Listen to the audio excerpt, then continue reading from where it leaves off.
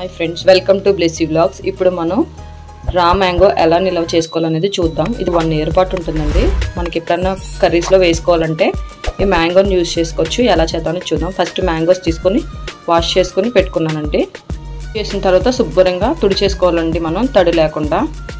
ఇలా పీల్ తీసుకున్నాం కదండి. ఇప్పుడు దీన్ని చెక్కేసుకుందాము. ఇలా చేసుకుందామండి. మనం దీంతో చెక్కేసుకున్నాం కదండి.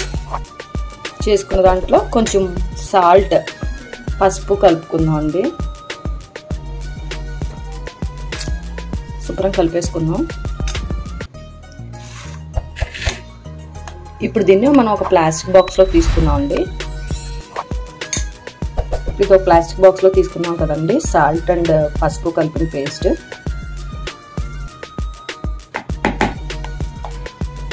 ఇది మూత పెట్టేసుకొని డీప్ ఫ్రిడ్జ్లో పెట్టేసుకోండి. 1 year నిల్వ ఉంటుంది.